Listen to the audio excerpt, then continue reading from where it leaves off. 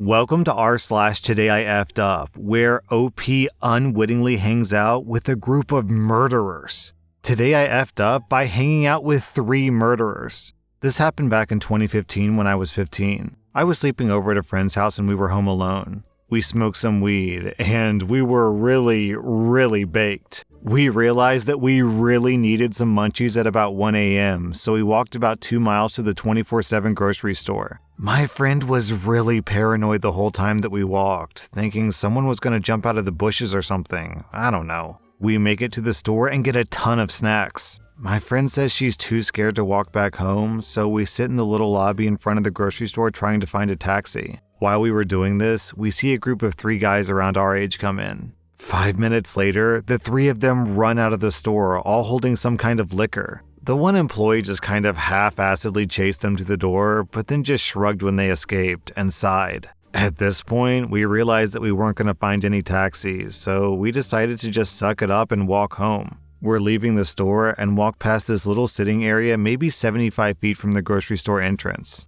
There were the 3 guys, just chilling and drinking their free booze. One of them shouts out to us, asking if we would like to join them. I immediately panic whispered to my friend, no, but for some reason she says yes. I don't know why she was too scared to walk 2 miles in the dark, but not scared enough to say no to these guys. Well, I wasn't going to leave her alone, so I sit down too. They give us each a beer and they start talking about random high school stuff. They all seem to be pretty intoxicated already, and one guy seemed to be on something else too. He was incoherent and just kind of flopping around on the ground. Not in the I'm dying way, but in a I'm really messed up kind of way. We sit there for maybe 20 minutes before my friend realizes that maybe this wasn't a good idea, so we look at each other like, let's get the F out of here, what are we doing? And we say we need to get home. They say that they don't mind walking us home and that maybe they can come to my friend's house and smoke some weed.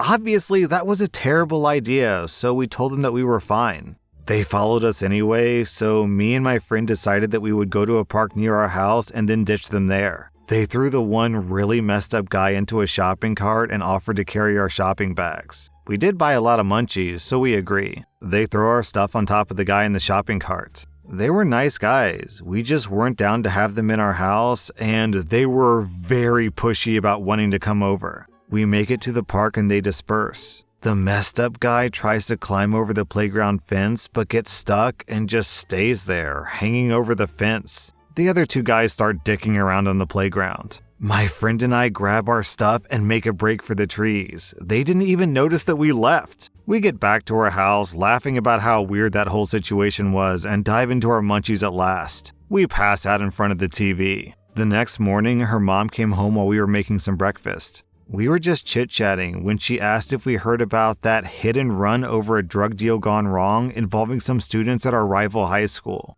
We hadn't, so we asked for more info. She pulls up a news article showing 4 mugshots, 3 of which are the guys that we met the night before. It turns out they and a girl tried to get weed without paying for it and ended up pushing the dealer out of a moving car or something like that, which killed her. My friend and I just looked at each other like we were shocked. Well, murder, this sounds a little bit more like manslaughter, which is accidentally killing someone, because the fact that they were so casual and friendly suggests to me they probably didn't even know they killed the person they pushed out of their car. I'm not defending them, I'm not saying, oh, well, boys will be boys. I'm not trying to say that or anything crazy like that. I'm just saying, I don't think you were really in danger necessarily, OP, because I don't think these were ruthless, cold-blooded murderers. I think they were just a bunch of stupid kids who were like, oh, let's just push her out of the car and get free weed. So I think you were kind of safe, OP. I don't think they were about to slit your throat and steal your chips and beef jerky. Today I effed up by visiting my crazy family in Oklahoma. My wife was scheduled for a business trip, so I decided that during her time away, I would go visit my family. Since they live in the meth head capital, Oklahoma, I knew that it would be a chaotic visit. But I had no idea what exactly was in store for me this time around. After letting my mom know what dates that I was coming for a visit, I started getting some weirder than normal texts. Now, usually text from my family goes something like this. I read online that snorting hydrogen peroxide is good for your health. Or, we're taking out a loan to buy a chateau because the jacuzzi we just bought doesn't fit in the house. Mind you, both of my parents are broke, refuse to apply for jobs, and are largely living off of my siblings' incomes. But this time, I got a flurry of text messages accusing my wife of secretly abusing me. The reason these messages were so odd is that my family has known my wife for over 10 years, and she's literally the sweetest person ever. And ironically enough, my parents are the ones with the past history of abusing all their kids, verbally, emotionally, physically, and financially. And still, my angel of a wife has consistently loved and supported me through the PTSD aftermath of growing up with that kind of abuse. So, after reassuring my mom that my wife is still the same sweet, non-abusive person as always, she starts going on about secret knowledge she had and she wouldn't tell me what it was. Finally, I just chalked it up to her being bored and trying to start conflict for entertainment. So, fast forward to the actual family visit. I woke up exhausted and I decided to treat myself to some coffee at the local coffee shop. The one I was going to was about a 5-mile drive from where my parents live. However, I'd been so stressed out from the usual family arguments and gaslighting that highway hypnosis kicked in and I ended up half an hour away. Realizing I'd have to drive half an hour back, I went ahead and called my mom to let her know that she shouldn't worry. Shortly thereafter, my sister calls me. She goes on about how highway hypnosis proves that I am unhinged and delusional. She says that I must have something wrong with my brain and that I need immediate medical attention at an emergency room. But not the closest ER to me, the closest ER to her. She lives 2 hours away from my parents. She says I need to go see Dr. So-and-so and have him sign paperwork to get me checked into a mental ward for my own safety. When I tell her that she's overreacting and that I'm perfectly okay, she tells me that she and my mom have been noticing a worsening pattern in my cognitive behavior for a while now. I ask her what behavior, and she won't give me a clear answer. Anyway, I get back to my parents' house and go to their guest house to finish my coffee and send a few emails before fully starting my day. Except I hear a noise in my mom's office, so naturally I decide to check it out. Spoiler, it was my mom's cat knocking down a folder full of papers from her desk. When I go to pick the papers up, something catches my eye. My name. On paper after paper, there was my name. Involuntary civil commitment, power of attorney going to my mother upon my involuntary commitment, proxy divorce papers to be filed on my behalf against my wife, and written statements by my family that my wife had abused me and were therefore requesting annual alimony to be paid to my soon-to-be power of attorney for the remainder of my involuntary commitment. My blood ran cold. Of all the ways to extort my wife for money, they were trying to get me locked up for life in a psychiatric ward to do it. I called my wife, packed my bags, and left without saying goodbye. Wow, OP, this legitimately feels like the plot to some horror movie. You know, like a psychological thriller where a family gets the main character locked away in a psych ward and like the doctor is corrupt because maybe he's selling drugs to patients through prescriptions, or maybe he's addicted to drugs himself, or maybe he's just a psychopath who likes locking up people for fun because he's nuts. Anyways, OP, this is super creepy. Down in the comments, Grumpy Terrier asks, is your family on drugs? What are they so in need of money for? Just stuff? OP replies, I don't know, but they have a multi-million-dollar debt. None of my siblings know where it all goes, so it probably is drugs. After that whole debacle, I'm going full no contact. Today I effed up by accidentally turning myself in for homicide. This happened a few years ago. I was driving in a quiet residential neighborhood late at night to get to a friend's house. Everyone had their garbage and recycling bins out, and one was knocked over with everything spilled out. I tried to dodge it, but I felt my car go over a bump. As I looked in the rearview mirror, I see something that looks like an animal. I immediately stop, and as soon as I open the door, I'm hit by the smell of skunk. Once I confirm that it's dead, I get back in my car and start freaking out. I've never hit anything before, and the idea that I just killed something hit me hard. I called my friend to tell him that I would be a little late, and as soon as he picks up, I start bawling my eyes out. I tried to tell him what happened as best as I can while crying. My friend asks me if I want him to call someone, and I say yes. I'm thinking that he means like the city or whoever you called to report roadkill. I tell him exactly where I am, and he tells me to stay put and he'll call me right back. Less than 10 minutes go by and I hear sirens. Ambulance and fire arrive shortly after. At this point, it's close to 1 a.m. and people are starting to come out of their houses and the street is packed. Police officers are telling me to roll my windows down and start looking around my car. Paramedics and firefighters are doing the same thing. Bear in mind the horrendous smell that everyone's also dealing with. They get to my window and I'm still crying but extremely confused, so I start to tell them what happened and they keep asking, "Where is he?" I get out of my car, point to the skunk, and all hell breaks loose. They start yelling at me, asking if I'm pranking them and telling me that I committed a crime.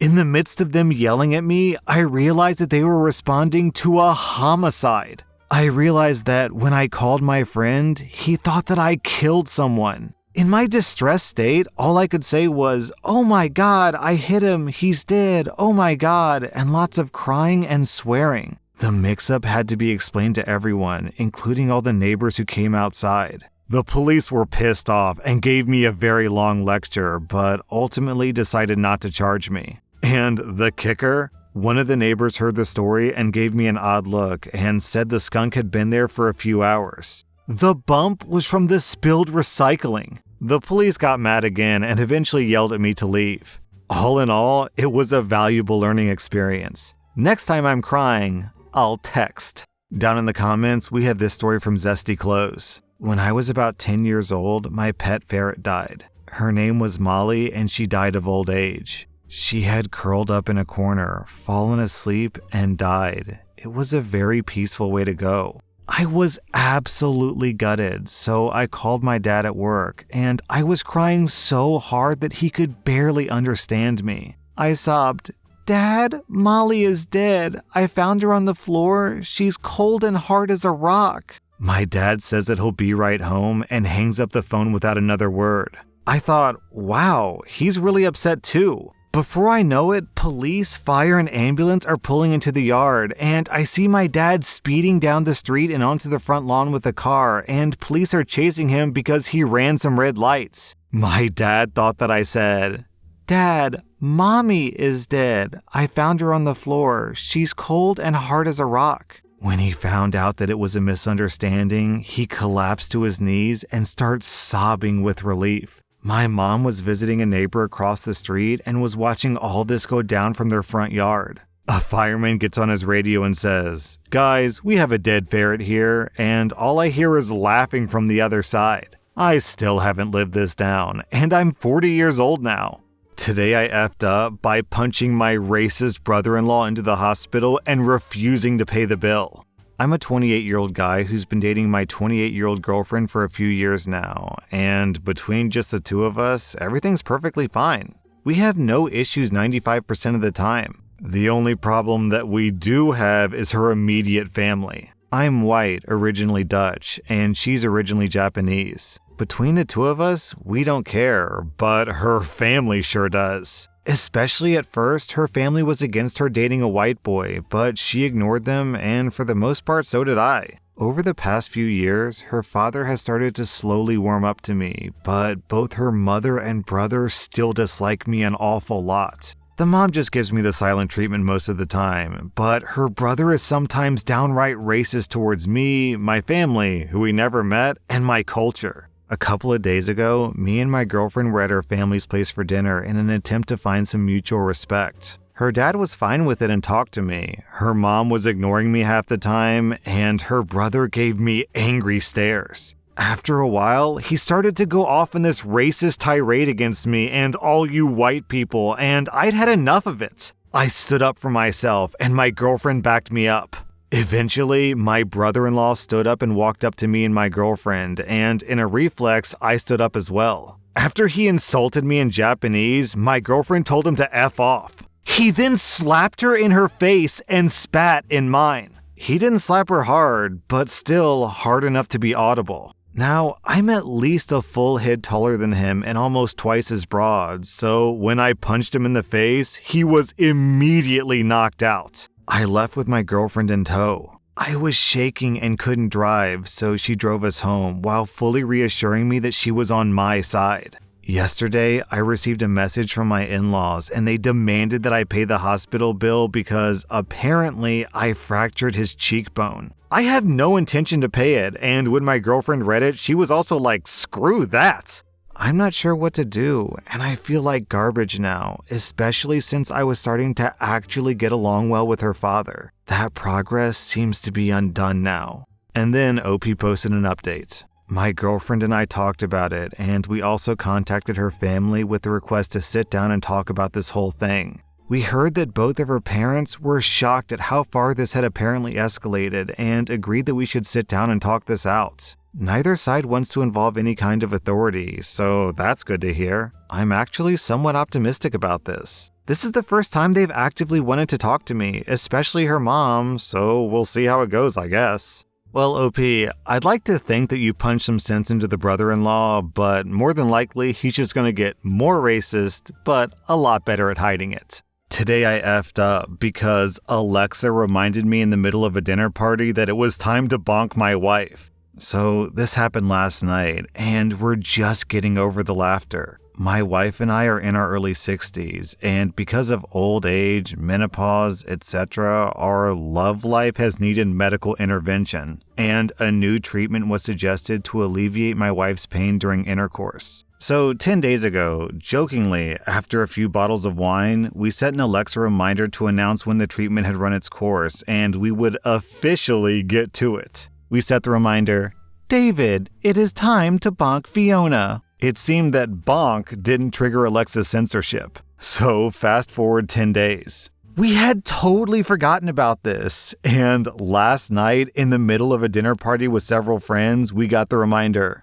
"David, reminder, it's time to bonk Fiona." And after a pause in the dinner party conversations, questions were asked, and our friends joined in on the good humor because we're all similar ages. Pro tip, everyone gets old. Things don't always work as well as they once did, but please try to keep your sense of humor. Well, here's what I want to know, OP. Did all your friends leave immediately, or did they stick around to watch?